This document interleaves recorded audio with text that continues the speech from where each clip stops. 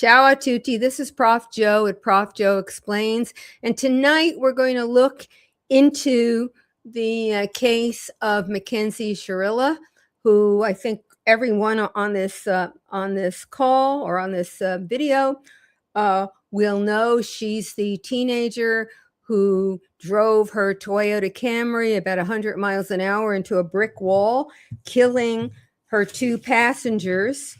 She never veered. She accelerated right into the wall. She was convicted of murder, sentenced to 15 years. She's serving her sentence now. And I think some of you have seen lives and videos that she's not, let us say, a model example of a prisoner. She's not the very model of a model major prisoner.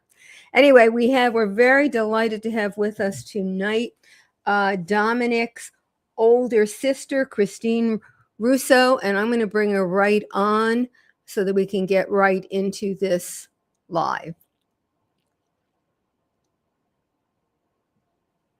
Hi, Jo. Hi. Thanks for having me. Thanks for coming on. I know that, at least I believe I know that you consider this kind of a mission and maybe a mission of love, but it's also got to be incredibly hard to keep talking about it and reliving what happened. Was he the baby in the family? Yes, he was. I was 13 years older. I'm one of 7, and he was the baby. Yeah, that's even harder. I mean, babies get spoiled, I think. Yeah, and not get all the love and attention, and he had us wrapped around his fingers. And everybody has a little more time by then, The other kids are older, and so the older kids have time to play with the youngest. Yep. It's really terrible. Yep. So I don't know exactly where you want to start. Do you want to talk about? I mean, everybody on this call knows the general facts of the case. There's no question. Mm-hmm. So I can let you start, or I can start with a couple of questions, whatever is your preference. You go right on ahead. Yeah. Okay. And if you have anything to add, anything you want to say, feel free, interrupt. I mean, I have a tendency to do that. Mm-hmm. I try to control myself, but it's very hard to get excited about saying something else. And, so feel free to interrupt and don't let anything go by that you really want to say. Okay. So I think I wanted to start with, how well did you know, or do you know, Mackenzie? Honestly, I didn't know her that well, but coming and going. Like I said, Dom was about 13 years older than, or 13 years younger than me. And yes, she'd been over and I've hung out with her. We've been to dinners and things like that. But on like a personal level, like we never hung out like as like sister-in-laws would or anything like that. But yeah, we went to dinners and things like that, but not as much as, I don't know, like my other sister-in-laws, I guess. Mm-hmm. Did she strike you as a little odd? The first time I met her, I really just remember she came over to meet the family, and she had on a tiny little tank top with her belly hanging out, and she just looked skimpy to me. She didn't say hi to me. She didn't say hi to my brother's friends, you know what I'm saying? And just kind of was rude, I guess, and not respectful the first time we met her. And then from then on, she was just, I'm very intimidating as well. Like a lot of my brother's girlfriends, I intimidate the girlfriends completely. And my son, actually, he gives me a hard time about that as well. He'll never be able to have a girlfriend, he says, because no one's good enough for me. But I am weary of girls, and I wish I would have gotten to know her a little bit better because, yeah. Mm-hmm. Mm-hmm. Did you have any sense of what the attraction was for Dom with her? She actually chased Dom for quite some time, and I think he finally gave in after a while. It was really his first girlfriend. Mm-hmm. Maybe he dated here and there a little bit, but nobody he brought home like her, you know what I'm saying? I guess she was cute, They were young. And I don't know if you've ever been in like a toxic relationship, but I don't know if it started right away. It might have took some time in that relationship. And that's just speculation. I'm not sure when it started exactly, but I just, they were young and she was cute, I think. He was about 3 years older than she. Is that right? Was that the age difference? About 2 years and 9 months, I think. Okay. Something like Not that. a big age difference, really. I mean, some of these reports made it sound as though, he was much older. And when I looked, I thought, gee, this is really not a whole lot, a No, whole lot of a people on difference. the internet I've heard 19 and 13, I've heard 19 and 12. People make it out to be like a gross thing. I think she was a freshman and he was a junior, which is completely normal. It's not Right, weird at all, but right. people have really made it so weird, and it's actually that's one of the things that really irritate me. When did they start having a romantic relationship? Mm, like how old or Yeah, yeah. Or how long they'd known each other before, or what year, it occurred. if he was a junior and he passed when he was 20, he must have been 15ish, 16ish. And she was 13, 14, somewhere in Turning there then. 14. Yeah, Yeah, maybe like yeah, a 15 for yeah. like a 13, 15, 14, 16, something for a minute. And then they were friends for a long time, I think, before it was Before, yeah. What did he move out? Was he on his own at the time, that he was dating her, or was he still at home? there's two. He was at home. So the house that he was living in is owned by his mother. So he wasn't out by himself, but living in his mom's house.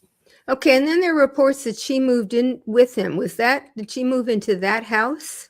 Yes. Yeah. Okay. And was it separate from the rest of the family, or was she Yes. living with him in a house where everybody else was there too? Separate. There's two houses Okay. next to each other. So this one was separate. And if what did her parents think about this? I know what my parents would have thought, but I know. I don't think they cared. Oh, they just thought that everything that she did was wonderful. I really think I don't know if they saw him as an opportunity or just for her to do well. I don't know, but I would never let my daughter at that age move in with a man. Never. yeah. So, What I saw part of the Netflix documentary, just part because I don't have Netflix. And then I've seen some interviews that both her father and mother have given in the last few months, actually. And they seem to me, odd is the best word I have for all of this. They seem to me just off. Did you know them at all during the time that Dom was dating her or had a romantic relationship with her? I had met them. My sister actually, they babysat her kids. I had met them. I wasn't close to them. But yeah, the behavior, I'd agree when you said odd completely, Yeah. but I didn't really know them much. I saw them after the crash, because for a little while I thought it was an accident, and they came over my home with her, but and I Yeah, got tell us about that. I heard you describe that before, but why don't you describe it in case anybody here did not hear that story? so when the crash first happened, there were several of us who did not know certain things had perspired. Um, and so several of us had thought it was an accident just based off of, I don't know, my brain still sometimes has a hard time comprehending that somebody took my brother's life on purpose. To this day, I just have a hard time, the concept, even that he's gone, is hard for me. Yeah. So there was a couple months where I thought it was an accident. He would have been 21 about 6 weeks after he had passed. So we had a big heavenly birthday at my house with the family and things, and she came in a wheelchair with her parents and her sister. I kept my distance, but she was there, and then I don't know. I guess it started to all come together for me, but it took some time to comprehend for me. Didn't you say, I think I heard this, that the original information that you'd gotten is her mother's name Natalie? Yeah. Gotten from Natalie was that Mackenzie was in a coma or was unconscious at the hospital, and Yep.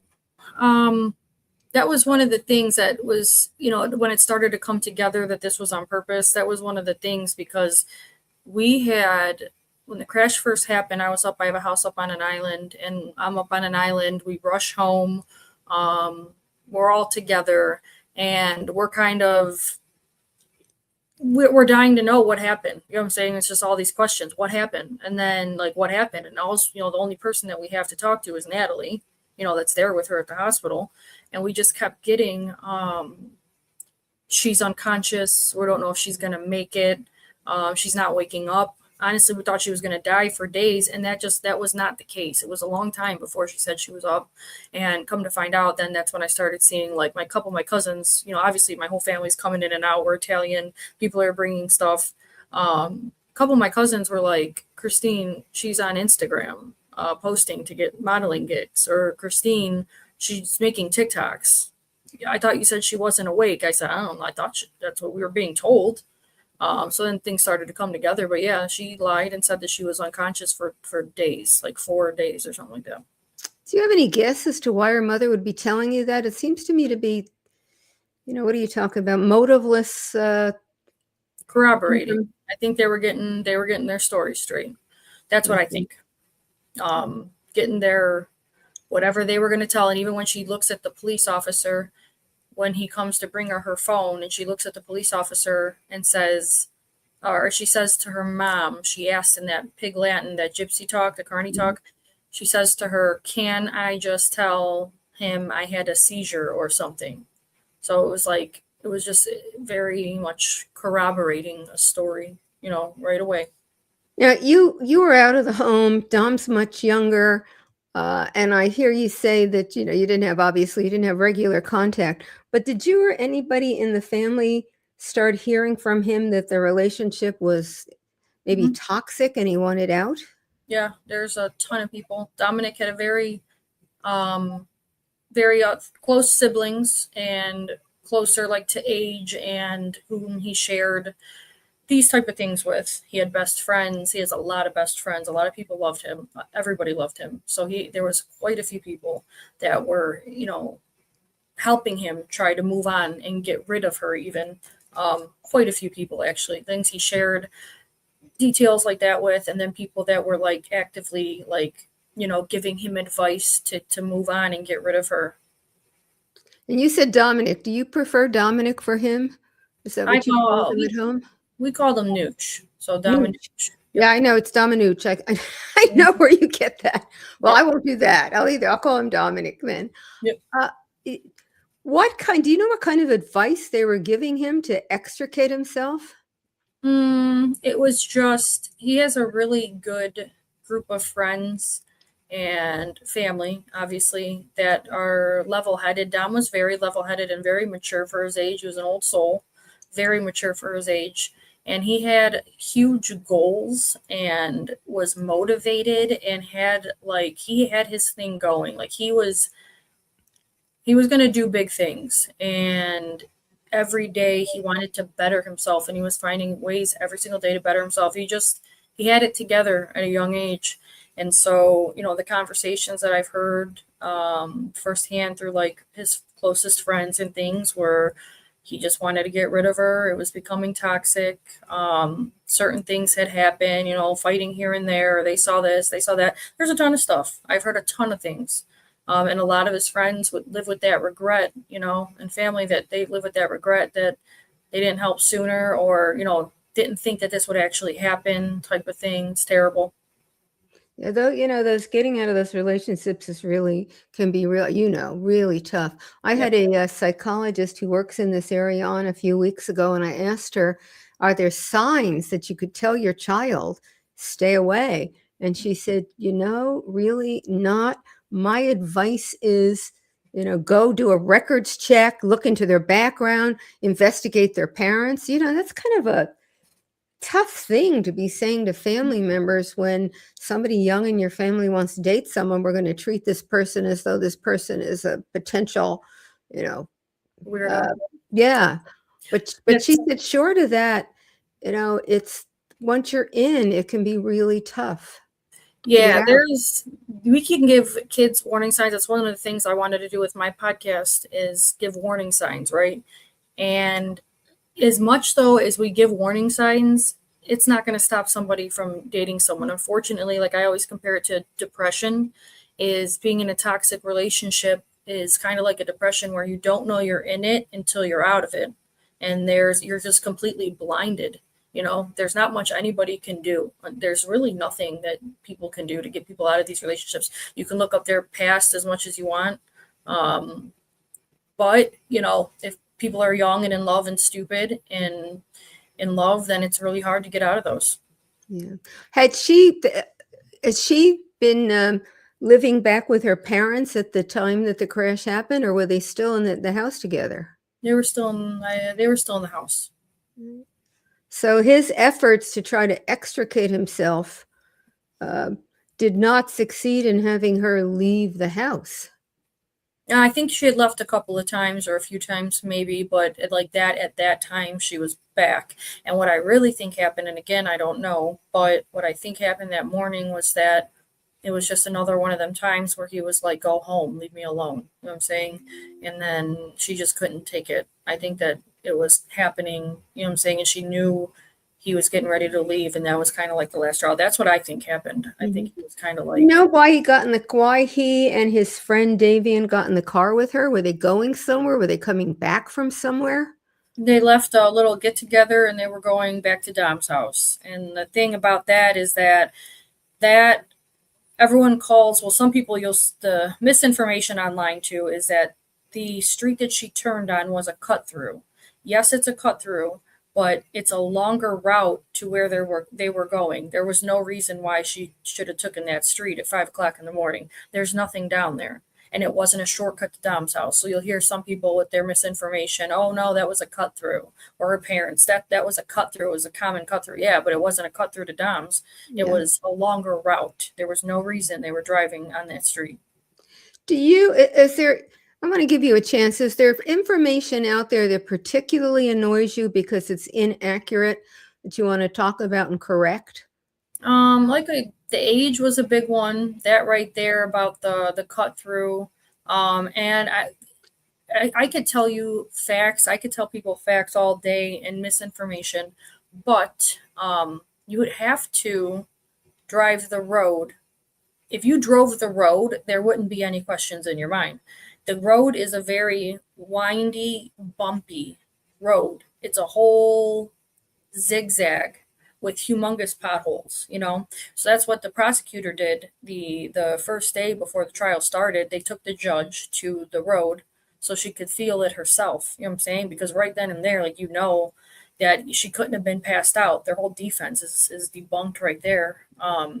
She just lied and said that she didn't remember anything and that she had this POTS, but you cannot make it down that street with your eyes closed, let alone unconscious, which is ridiculous. That's a big one. So if you drove the street, you know what I'm saying. You can't make it to the end, let alone going 100 miles an hour. It's ridiculous. Yeah. Let me just interrupt for the chat. For anybody who doesn't know, the reason why it was the judge that went out and looked at the scene, it was a bench trial. There was no jury. So the judge was going to be the fact finder. And so you've seen other trials where they may take a road trip and take the jury out. In this case, the judge was the fact finder. Excuse me. No, go ahead. But that is right now off the top of my head. And there's more, but I don't know. Well, if you have it, I mean, we've got people in the chat who are in other chats and will help to circulate the corrected information. Yeah, let me think. Okay. I'll think of some. All right. Or we can go on. If you think of something, just stop me and and then we'll do it. Of course, there's the accident reconstructionist and the black box both show she never tried to brake. Correct. And the claim that she had fainted or lost control because of the POTS. Every expert that I saw on the subject said that would mean she would have taken her foot off the accelerator. You're not going to be able to continue to keep pressure on the pedal if you've passed out or if you're having some sort of seizure. So none of the evidence supported her story. And another thing is, like, everybody else wants to say that it wasn't like a fair trial or that she wasn't given an opportunity for her medical records. That's like that. She had a fair trial. They had every opportunity to cross-examine or, present whatever they had. The one thing though is that they never presented. There wasn't any, because there's not any evidence that she had POTS prior. I think that was asked, it was one of the questions asked in trial, like, do you have a record of her having any type of episode or any diagnosis of POTS or anything, and it was not presented. I don't think it exists. They say, I've heard them try to say it does, but where's it at? It does not. I don't think it exists. Well, It if they doesn't. had if she was under physician's care for it, they would have had a doctor that they could have called. Absolutely. And Right. they had every opportunity to get, I think there was a medical expert, but I can't recall. I heard, like, I don't think that they could have gotten somebody to go on the stand and lie for them. Mhm. You know, they couldn't So find a there's a doctor to do that. question here from Dorothy W. Is the Carney language used by the Shirilla family unique to them, or is it common in your part of the country? It is uncommon. Actually, during the trial, I wish they would have been able to crack the language during the trial, because that would have just sealed the deal even more because of the things that they were saying in that language. They couldn't even find an interpreter. The prosecutor for Cuyahoga County, nobody could find, even the staff, no one could find an interpreter to interpret this language, with all the resources that they have. It wasn't until after the trial somebody had cracked it. I actually know a man who owns a carnival. He's never even heard of it. And I had one friend of mine say that their parents talk it to hide what they're talking about. I have never heard it. It's not anything like that has to do with your ethnicity or your location. It's definitely not from around where we're from whatsoever. Yeah. So, it's interesting because it was language that she was mother and daughter were talking to each other. And that begs the question, why did they have a secret language that they Mhm. used either with, maybe with the father also, but maybe I don't know the record clearly enough, but I never saw anything where he used No, this. Yeah. neither have I, and I've always been under the assumption that he does not speak it, which makes it even weirder to me. I find that super odd, and it's literally a language, so other people don't know what you're talking about. I just find it very odd, and that just is just them two. So talk to me a little, the Netflix documentary. Uh, I've seen reports that you and your family are unhappy with at least parts of it. I've also seen reports that say Mackenzie and her family are unhappy with parts of it. Where do you think the documentary got it wrong? I'm not unhappy with it. I like the Okay. production. I like Netflix. I'm unhappy that it happened to begin with. I'm unhappy that I have to um you know talk about my brother being dead. Not that I don't mind talking about my brother. I'm upset that he's dead and that it's a thing even. So it wasn't so much that I was upset with Netflix or the production company or anything. I thought they did a fair job. They were to remain neutral, and they stuck with their word. Um, Now all of a sudden the Shirlas, I mean, look at how they looked to people, and I think they got upset because of how they looked, and how people are talking about them. That's not the production's fault. They were completely neutral. They Yeah, gave them their fair chance to talk. right. Thank you, Anna. Anna, I really appreciate it. Here's a question from Anna. Uh, what did Mackenzie claim she remembered prior to and after the crash? Um, Nothing.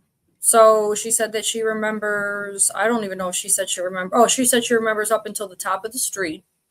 And then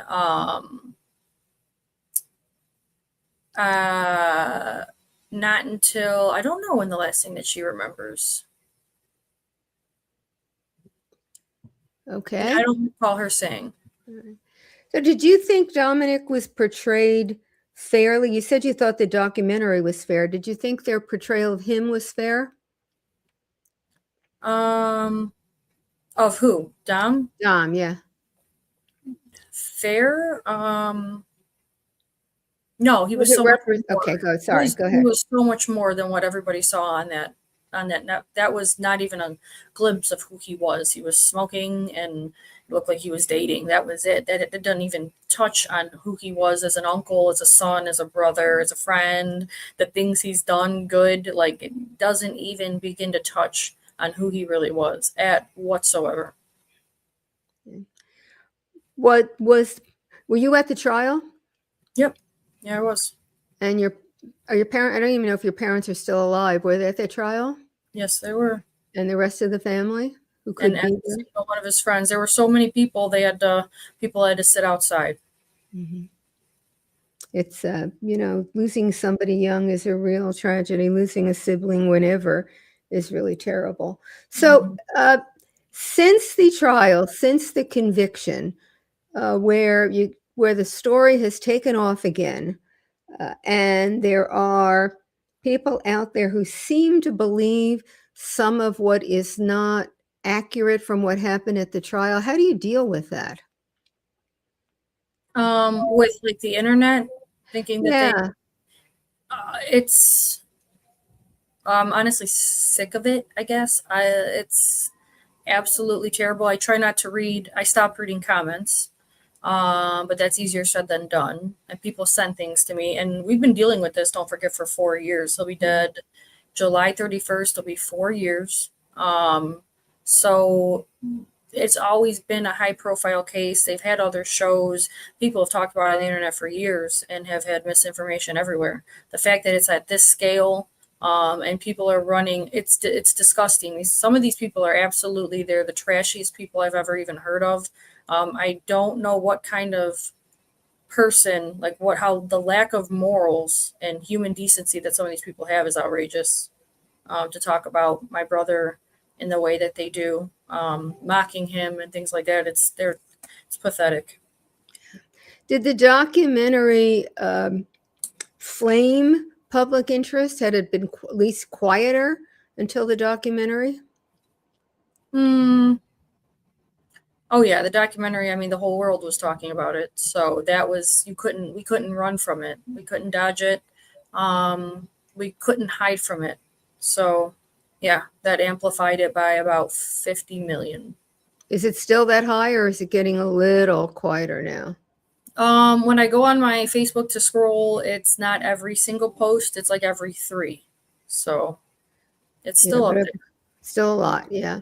Shirley Bourne says that on another podcast, it was mentioned that Mackenzie did a trial run on the street and knew where to hit the gas big time. Do you know if that's corroborated? Yeah, it was a fact that she was on the streets prior, but then again, it was a cut through. There could have been, to me, that was never a big deal because, and that's just to me, like, she may have, they said that she was on the street for reasons that she shouldn't have been or something like that, at certain times, a couple of days within the crash. Now, I know that that's a cut through, so I don't know. The fact that she was on it, maybe by chance, was she plotting it? I'm not sure. That I don't know, but it was talked about at the trial. Uh, RV Reddy wants to know why Mackenzie is not in a maximum security prison. I wonder the same thing. I'm working with some people to try to get her moved because she absolutely has too much freedom. Um, she's been going on social media. Yeah, way too much freedom. I agree. I don't know either. Yeah. Well, her freedom isn't really, in one sense, it's not helping her because she's committing all kinds of Yeah. prison rules violations. And when she comes up for parole, that's one of the things. It's one of the big factors that the parole board looks at. Are you rehabilitated? Can we see that you've acknowledged, you've taken responsibility, that you're a different person? And so far, she doesn't look very different. No, I think she looks worse. So are you impelled to see some of that? Would you look on your own if you weren't constantly being reminded as to what she's up to No, behind bars? not at all. I wouldn't. Um, Once in a while, I used to think maybe that she'd write and apologize or something, you know what I'm saying? But that never happened. But besides that, no, I don't think of her, what she does there whatsoever. Has anyone in the family apologized or expressed remorse or sorrow or sympathy? No, the second that she got arrested and that we weren't thinking that it was on accident, it's been nothing but bashing our entire family this whole entire time. This started years ago. They got in cahoots with YouTube channels. They started Facebook pages just to bash my family and my deceased brother. Is there anything you can do about it except sit and... It's not against the law to bash somebody who's dead. They don't have reputation rights, reputation, like anything like that. But for us, I mean, they've pulled like old court records and things like that. To me, there's nothing that they can.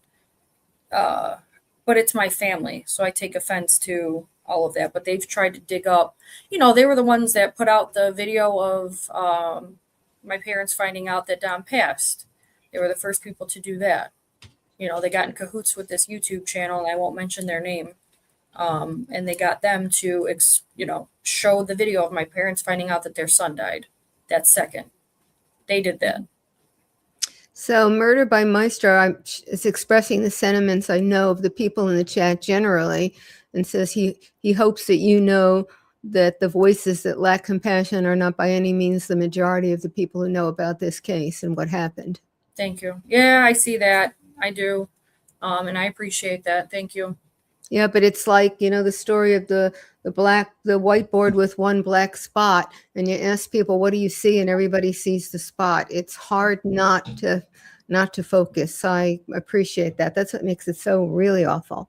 So her sentence was 15 years, and she doesn't come up for parole until she serves the 15 years. Is that correct? I think she might be up a little bit beforehand. I thought. Don't for quote time me. served. Yeah, don't quote me. Yeah. And do you think the sentence was fair? I don't think that she's going to be getting out because of her behavior and who she really is and what she's really done and what she's capable of and how narcissistic and sociopathic she is. I don't think she's ever going to admit to guilt. And with the bashing, there's no way in a parole board's going to let her out. Definitely not her first time.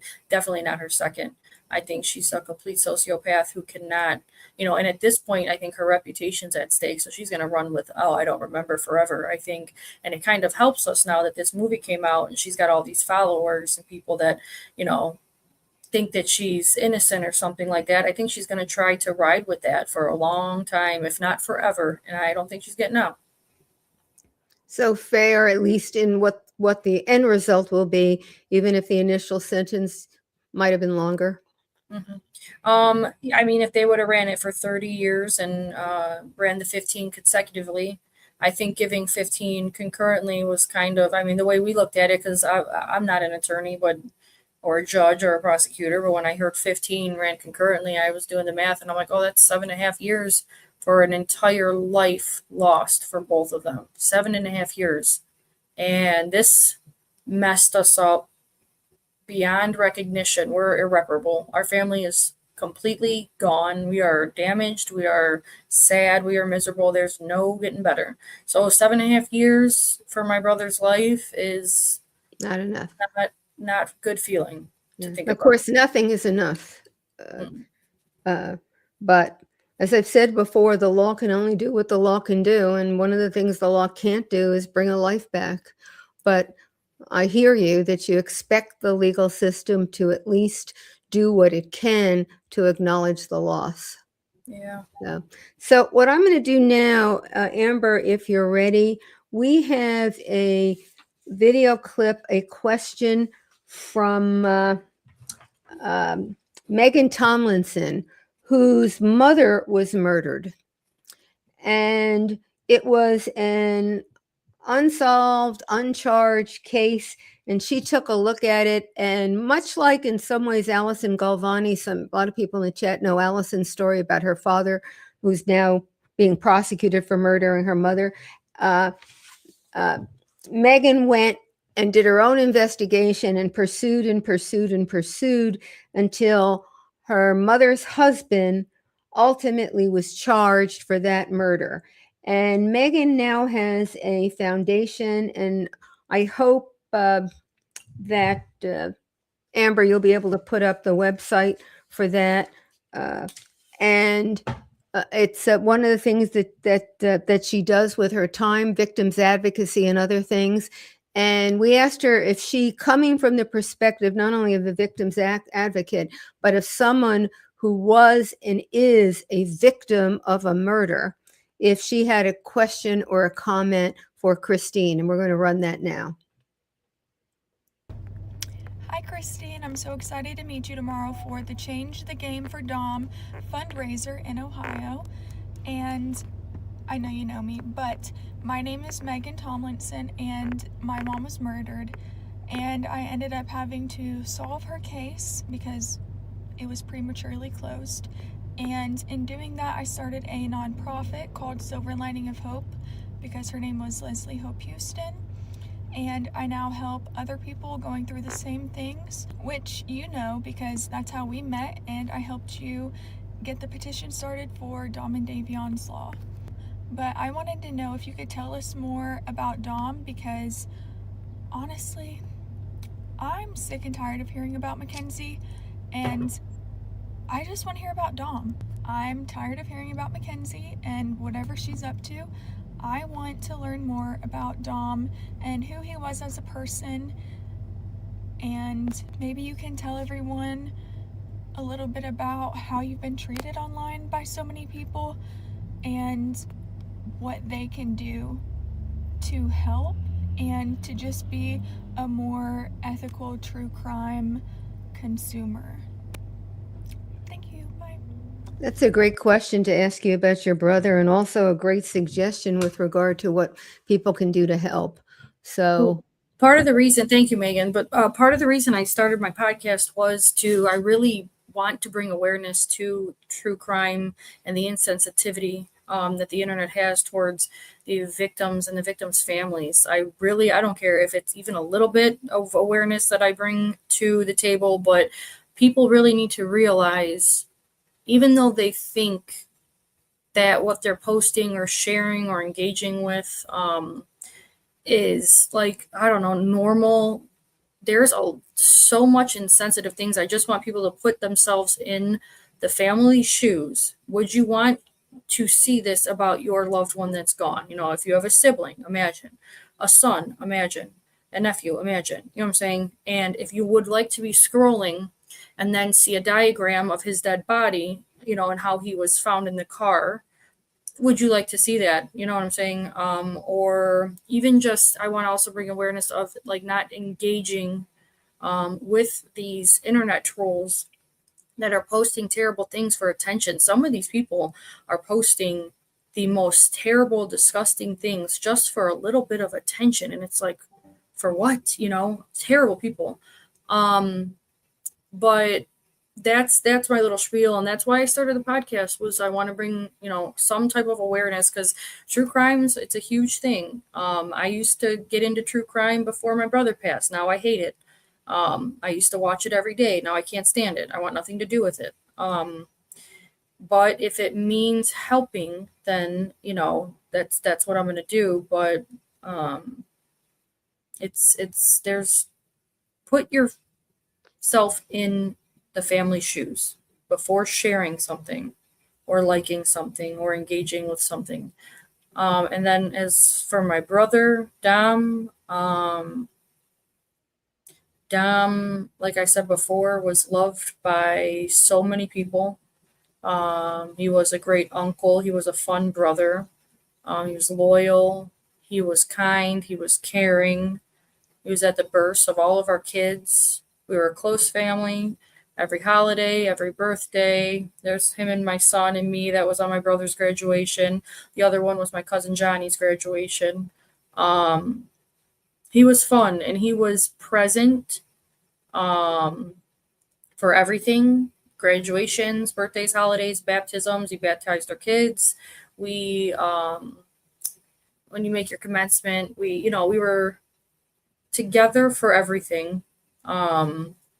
And he is missed by so many people. He would give the shirt off his back and has helped friends, people in bad spots without asking for anything back. He was just the type of kid, handsome, type of kid who would do anything for anybody.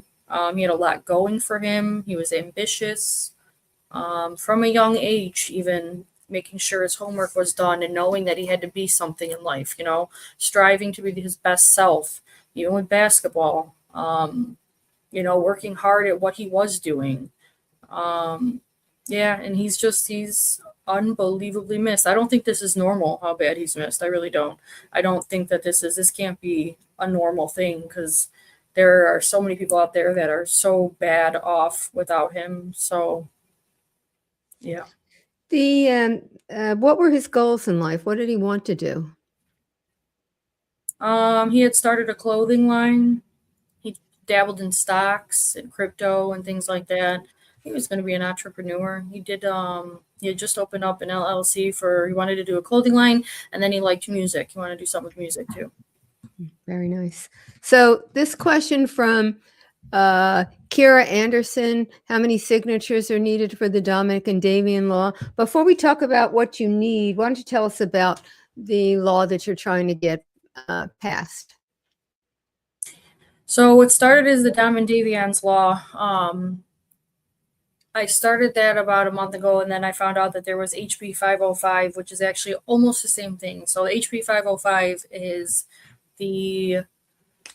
it's to modernize the Son of Sam's, but I think it focuses mostly on crowdfunding. Now, the Son of Sam's law was written in the 70s, enacted in the 90s, and that is stopping violent criminals from profiting off their crimes through journalism, movie deals, and book deals.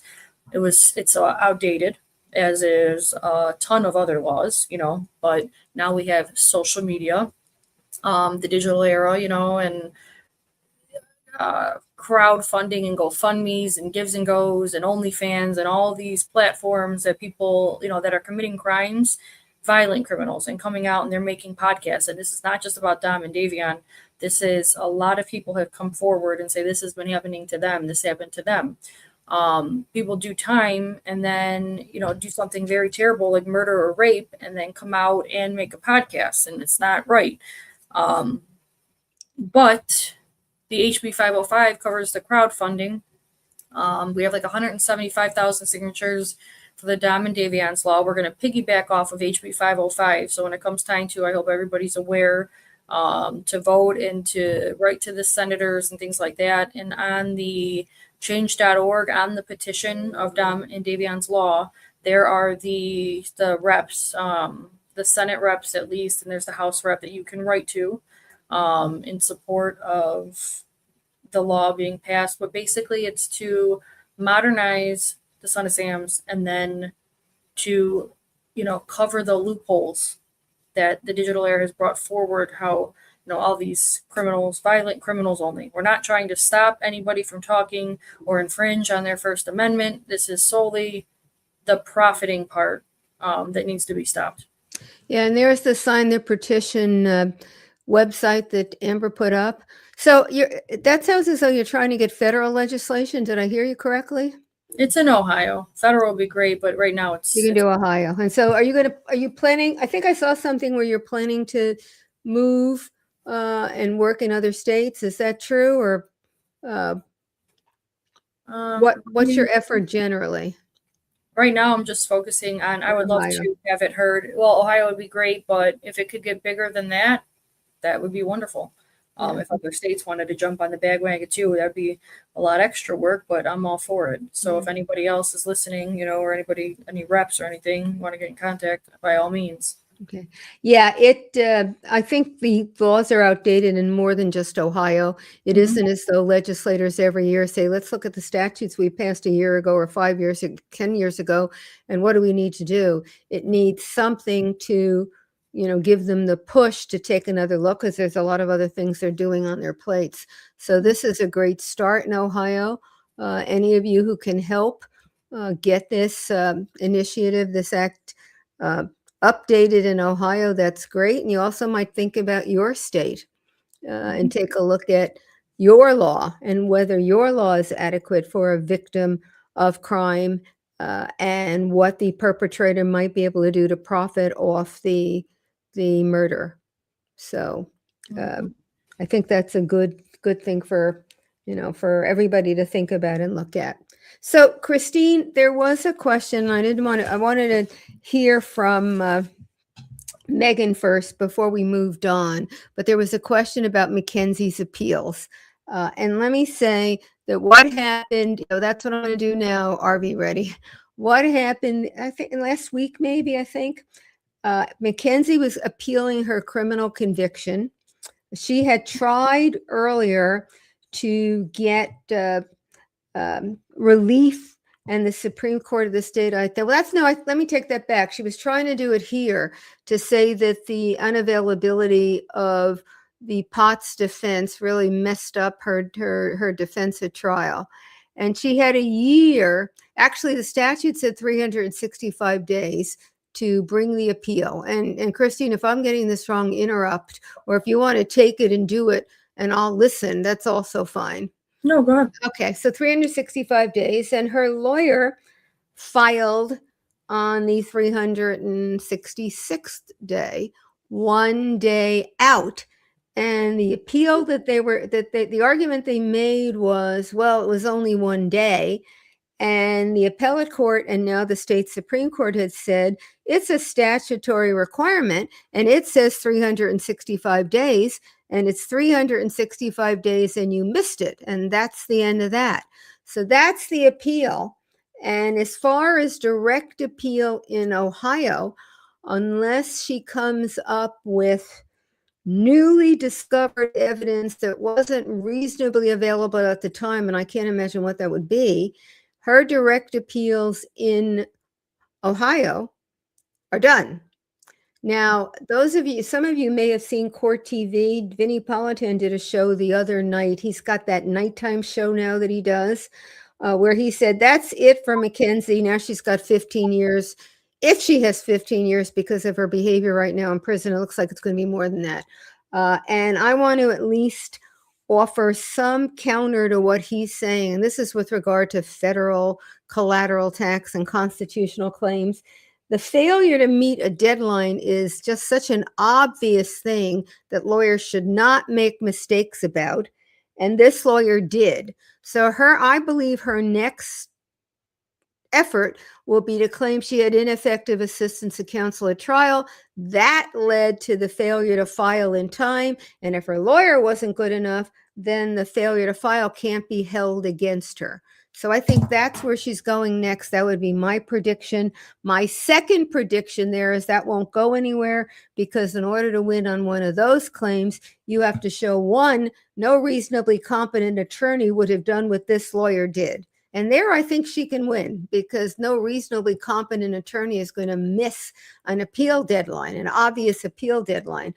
But the second thing you have to show is, had it not been for that, the result would have been different. And if the result we're talking about is the verdict at trial, then I don't think it's going to make a whit of difference, for the reasons that Christine already gave, that the evidence was compelling, overwhelming at trial, that there was no Potts defense to be made. So I'm sorry, Christine, I took a long time with that, but that's where that stands. So have you been following the appeals? Have you worried about it as she's been trying to get the case overturned and start over again? I go to the appeals, the hearings, and yes, it's always in the back of our minds. You never know. There could be any type of weird technicality, I guess. That was something I don't work for the court system. So in my head, it was like, oh, anything can happen, I guess. You see TV shows and things like about something weird happening, but I don't know. I really don't think this last one, like, that got turned over, I wasn't surprised. I was relieved, I guess, for a little bit, and then sad again, because it doesn't, Dom's still gone, Davion's still gone, so it doesn't make us feel better. Nobody's celebrating, but it's nice that we don't have to have that worry or have to go to court and sit with her family again. You know what I'm saying? Like, I don't know, but no, I was not. She'll stay in there. She was guilty beyond reasonable doubt, and that's where she'll remain. Were her parents at the appeals? Yeah, her family, people, just a very few people show up for her.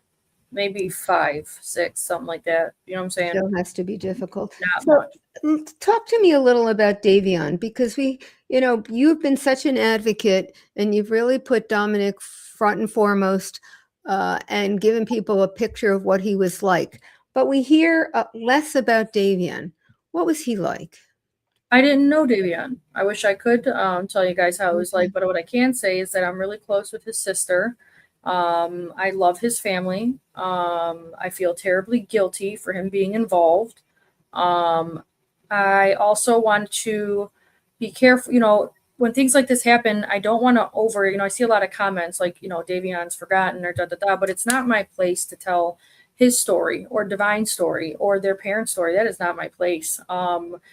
I have heard if he was anything like, the only thing I can say is if he was anything like Divine and Delia, then he was a saint. He was, because they are just the most beautiful, well mannered, polite, cute, funny, like gorgeous little girls. I wish I had met him. He was a football player. I've sat down with Divine. I just went to dinner with the parents not too long ago. I just sat down with Divine for hours. She's going to come up and hang out with me. In my house up on the island, like we've gotten close and I love that. I wish this never happened. We didn't have to meet this way, but he was, I hear great things about him and cute, funny stories, and it sucks that I didn't get to meet him. Okay. I read somewhere, and maybe you can confirm this, that the family has set up a barber scholarship for him, that he wanted to be a barber. Yeah, and I guess it stems more than just wanting to be a barber. I guess that like he used to cut the dog's hair and his friends' hairs, you know what I'm saying? Like he like would chop the dog's hair off and stuff like that as a young kid. I guess he always liked, cutting hair and things, so he wanted to be a barber. And yes, they have a foundation to pay for tuition for people to go to barber school. So, Amber, I don't know, can we find the foundation website for him and let the people in the chat know if if they want to contribute something, where they can do it? I Yep. think that would be kind of nice if we can find it. Here we go. She's wonderful. So there's the other for Davion. So I have one final question for you. There may be others in the chat who have questions, and that is the victims advocates who states provide, counties provide for victims' families at trial. When you're doing appeals, is there still a victims advocate provided to you, or are you on your own at that point? I don't think so. No, I do remember the one through the trial. And then again, don't forget there was like a ton of news people trying to get in, and there were strangers at one point. There were some strangers trying to get in to the trial. But yeah, I remember call the victim's advocate. There is not no, I've never seen her there, so I don't think there's a victim's advocate in Ohio. There was another piece of information. Becky's my cousin and my co-host on the Big Sister Unhinged. I have my own podcast, and she did put something in here that struck a bell. I did want to say that attorney that everybody talks about, her parents say was so terrible and he was a paid attorney that they sought out and retained and things like that. And it wasn't until she lost, all of a sudden they were trying to blame him for ineffective counsel. And actually at one point, I think he even says that the attorney said, just blame it on me, or just say it was, an ineffective thing. So there's so much. And I really think that the misinformation on the internet is coming from them, the Shirillas. Like I said, right after the conviction, they created Facebook pages and have ran rampant with misinformation and, the bashing of my family and all these conspiracy theories. It all starts from them. So I blame them. And, the worst part is that's why I cannot wait to go to these parole hearings and to describe what it's been like for our family, instead of just saying, hey, she did this, we're sorry. We lost him. Nothing, none of that. It's just they have tried to make us all look bad, and we lost him. Like it's unbelievable. It's sad. It's unreal. It's like I live in a big long nightmare. Yeah, well, I'm sorry about that. So you're taking notes as we go forward? Oh yeah, there's lots of notes being taken, and there's no coming back from a lot of these things. Mm. The parole board will not. It'll be a long time before she gets out. But you'll be ready. Oh yeah, we got. So tell us a little about your podcast. And Amber, if there are questions in the chat, I hope, Christine, you have another couple of minutes and can take a couple. But tell us more about your podcast and what you're doing. I started it for several reasons. My podcast is The Big Sister Unhinged. It started as I knew before this Netflix movie was going, to come out. I had a feeling about how big it was going to be. So in light of it, as I said before, my family had been struggling for years with battling the trolls and the misinformations put out by them. You know what I'm saying? So I knew that with the Netflix movie coming out, I needed a bigger platform. So then I started the podcast. I started my social media. Really our episodes are on YouTube, yada, yada. But then it blossomed into there's so many other things that I can do with this podcast. Not only was it to stop misinformation, something as simple as their age gap, things like that. But I can also stop misinformation. I can help other people, by sharing their petitions and their platforms. Like Megan, you met tonight. I'm sharing her GoFundMe's and her foundations and things like that. But it was also to raise awareness for domestic violence in teens. I plan to go high school to high school doing that. So I'm working on that as well. I started a petition, it has almost 200,000 signatures already.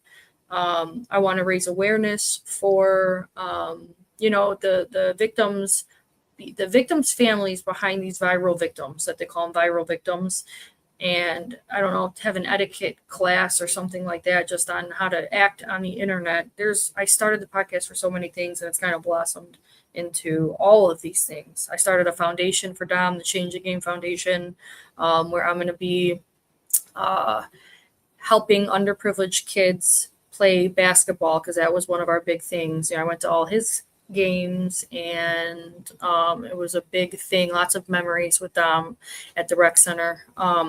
But I want to give back to the underprivileged kids, and I'm going to start a line of sports equipment in his honor, in his name. So I'm working on all these things at once. But yes, the podcast, and then I'm taking other people now, because I want to get like everybody agrees, we're all sick of hearing her name.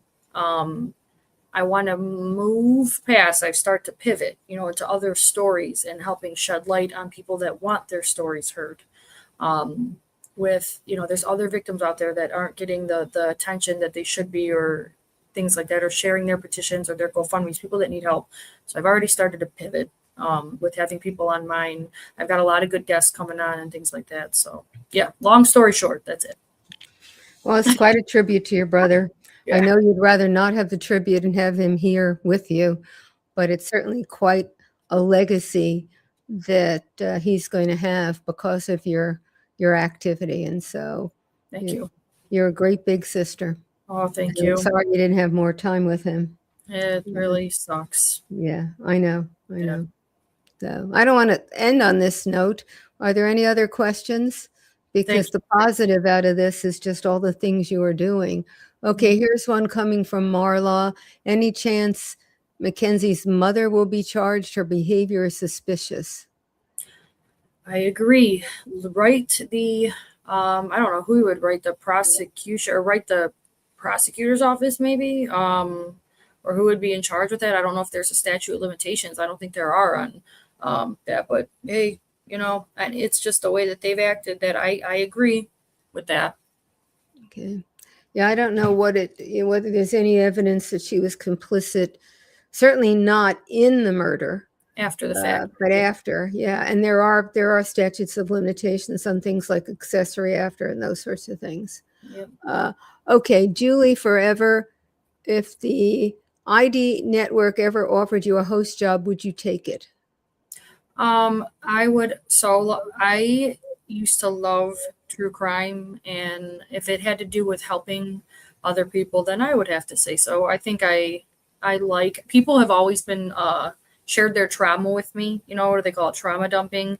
Everybody, I'm friends with everybody. Everybody's so I think that that would be a good fit. And I also, I would love that. I would like to help. I might be writing a book. I've talked to some people.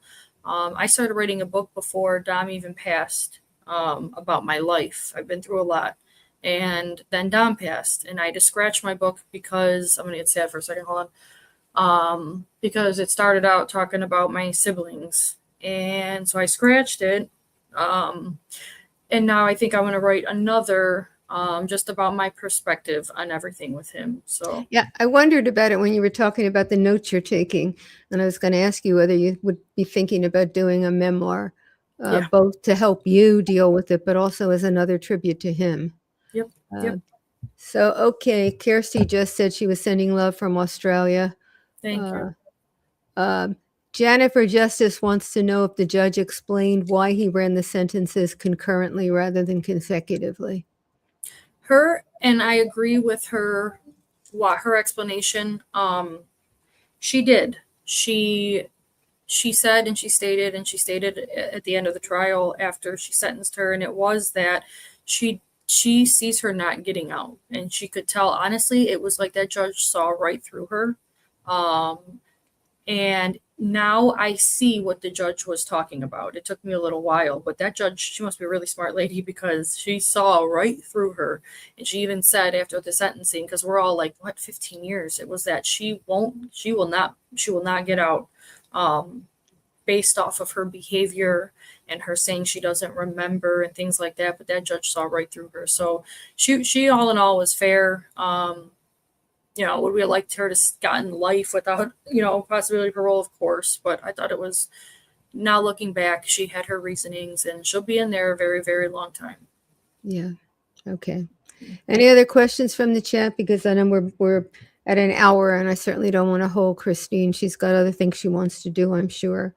But you got the information about the podcast. Amber, can you put it up once more before we end for everybody? One more thing too is I have for everybody listening, I do have Dom and Davion's Law t-shirts and bracelets with the hashtag Dom and Davion's Law. I want to start a movement to have it around the country and around the world. So you can go to my pages and get the link if you're interested, and then the proceeds go to my foundation for Dominic. So Great.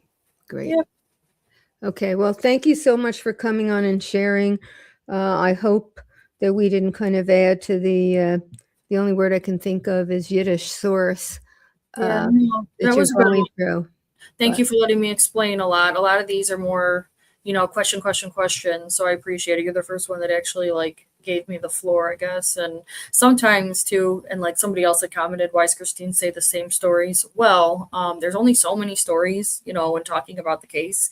And also I have a terrible memory. So, and I get nervous behind a camera, but yeah, sometimes I forget, and I'm like, I'm ADD. So I'm like, I forgot. And then after this, I'll be like, oh crap, I should have said that. But yeah, no, you did fine. And I think, uh-huh. I know it's a sorrow to talk about somebody who's gone, but it's also kind of a joy because Yes. what we have now is memories. And if we don't talk, we even don't have the memories. And that I think would be a real tragedy. Yeah, and I've said that too. That's the one plus size of this. And I even said that when the documentary came out, is that the entire world knows who my brother is, not who he was, because he's so much more than what that documentary was. He was an amazing man, young man, but the whole world knows his name, and I think he deserves nothing less. Of course, everyone would know his name. He was amazing. So, yeah. Well, thanks so much for joining us, and good luck with the foundation, with the sales, with everything you're doing. Certainly with the law that you're trying to get passed to update the Son of Sam laws. I mean, boy, that I think is really an endeavor of the angels to get that done. Yep. We're working hard. Thank you so much for having me, everybody. Thanks for your comments and your support in the chat. I really do appreciate all you guys. Keep it, keep it coming, because thank you. We really need it. Thank you, guys. Okay. So, that's tough to talk to somebody who's lost a family member so young with so much, left to do. And it's hard enough if it's Oh, thank you so much, Peachy Keen. I really appreciate it. It's hard enough when it's, natural causes, but so much worse when it's really avoidable, like this was. Um, and I don't know, when Siobhan Scott was on, I quoted her earlier because I asked her, well, you heard me tell Christine that. I asked her, so what can a parent do or, a friend do to try to ward off? Because once you get into one of these toxic relationships, it is not easy to get out of it, and there's no necessary right answer. There's no expert can say, well, here's the track, because no matter which way you choose, it may be exactly the wrong way for, your predator. And there's really no easy answer to it. And, we can have all the sympathy in the world, and we should and do, but boy, it would be nicer if we could say, and here's the solution so it never happens again. And certainly I don't have an answer. So, but let us go on. We have the question from last time, the highlighted question that we're going to take today, and Amber's picked one from tonight for next time. So if yours isn't tonight's, yours might be next time. So Amber, take it away.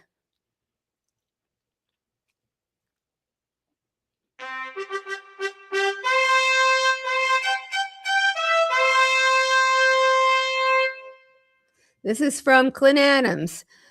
Do I think that Wendy has someone in her hip pocket that would keep her from getting arrested? And I think I would say to that, I absolutely do not think so. Number one, in general, I have more faith in the legal system with all its flaws and with all the places where you can point to bad actors. I think it's fundamentally a good system, and the people within it, by and large, are fundamentally good people trying to do a good job.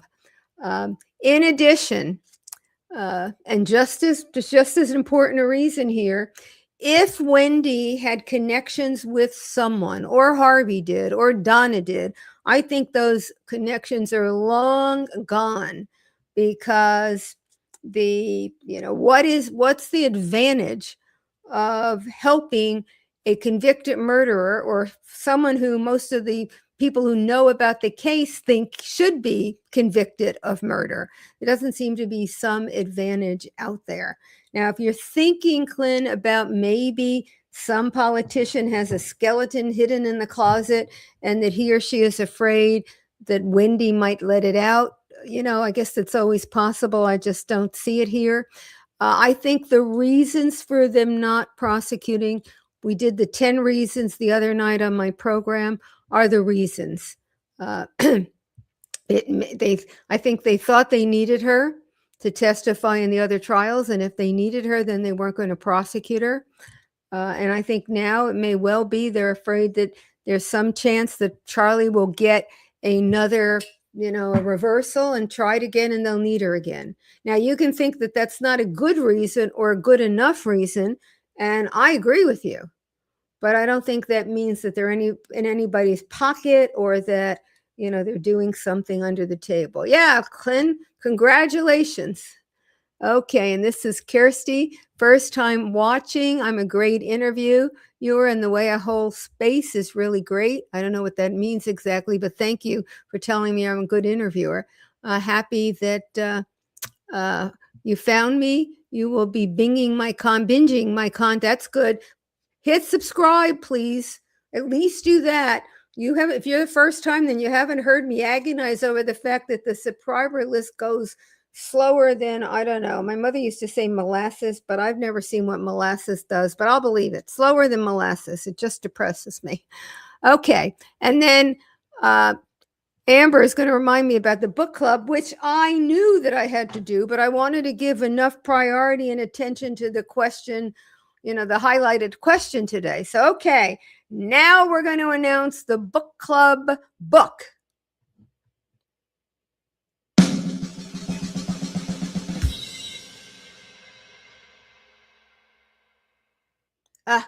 That was kind of a piddly drum roll. We're going to do better. You could barely hear it. I want a huge drum roll, but we'll have to do it because this is our first first try at the book club.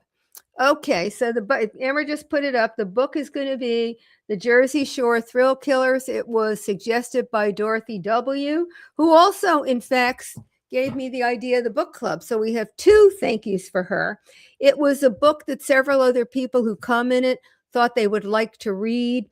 It's a shorter book, and I thought that might be a good thing to do at the start, to do a shorter book. We will wait for, maybe a couple of weeks until everybody has the book. I did look on Amazon. The book you can get it in a Kindle format. They had it new, they had it used. I'm sure you can get it at a library. So there are plenty of places where you can get the book. And right now for this book, when we launch, we will do it at 7:00 Eastern time on a Thursday and go every other week. We'll probably do, depending on the length of the chapters, a couple of chapters at a time. So that's it. The book club book is announced. The Jersey Shore Thrill Killers by Richard Biegenwald. So, ciao a tutti. I'll see you on Friday with another highlighted question. Maybe I'm not going to, there you go. I was going to say, maybe I'm not going to leave.